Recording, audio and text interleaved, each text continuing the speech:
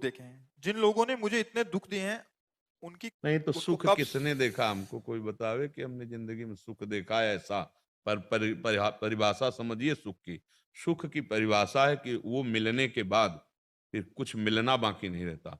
जो स्व से मिलता है उसे सुख कहते हैं, जो पर से मिलता है उसे दुख कहते हैं। अब आपको जीवन में किसी को सुख मिला हो तो हमें बताओ। ये कह रहे हैं कि जिन्होंने मेरे को दुख दिया उनको कब सजा मिलेगी?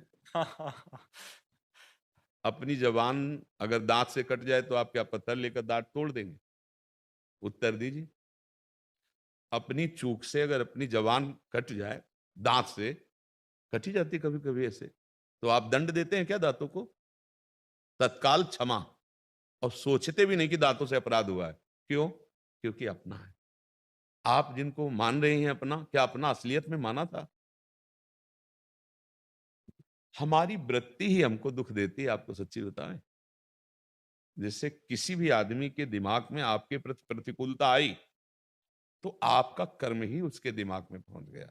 हम कई बार ये दृष्टांत सुनाया है। एक गौतमी नाम की महान तपस्विनी थी, महाभारत में भगवान श्री कृष्ण द्वैपायन व्यास देव जी ने लिखा है। वो बहुत ही सामर्थ्यशालिनी हो गई तपस्या के बाद। अच्छा, उनका एक पुत्र था, वो खेलने के लिए जंगल में निकला तो काले सर्प ने काट लिया और तत्काल मृत्यु हो गई। तो कुछ वहां के व्याध उठाकर लाए और तपस्विनी जी के आगे जब देखा उन्होंने हमारे पुत्र की मृत्यु कैसे हुई, तो उनका सर्प ने काटा है। मंत्र से आह्वान किया, सामने सर्प। उनका अभी तेरे 100 टुकड़े करती हूँ। तूने मेरे पुत्र को क्यों मारा? वो बहुत तपस्विनी थी, सबकी भाषाओं का ज्ञान था। तो उन्होंने कहा, सर्प ने कहा कि आप व्यर्थ में मुझे दंड देंगी। मैंने नहीं मारा, मेरे सर पर मृत्यु सवार हुई आके और कटवा दिया। बात तो ठीक है। मृत्यु का आह्वान किया और कहा मैं अपने तपोबल से तुम्हें भस्म कर दूंगी। उनका व्यर्थ में आप अपनी तपस्या नष्ट मत कीजिए। मैंने कुछ नहीं किया, काल ने प्रेरित होकर मेरे से सांप को प्रेरित करवा के कटवा दिया। हाँ, ये भी बात सत्य है। अब उन्होंने काल भगवान का स्वरूप है, सामने आया तो उनका नाराज मत हो। तुम्हारे बेटे के कर्म ने मुझे प्रेरित किया, मैंने मृत्यु को प्रेरित किया, मृत्यु ने सांप को काट दिया। मूल तुम्हारे बेटे का कर्म है। शांत।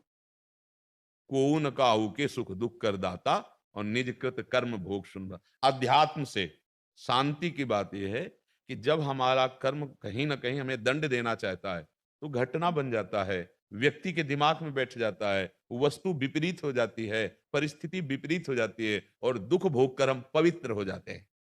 हमें कोई दुख नहीं दे रहा, हमारे कर्म ही हमको दुख दे रहे हैं। अब अपने कर्मों को तो आप देख नहीं रहे, आपको लग रहा है उसने गलत किया, उसको मेरे सामने दंड मिलना चाहिए।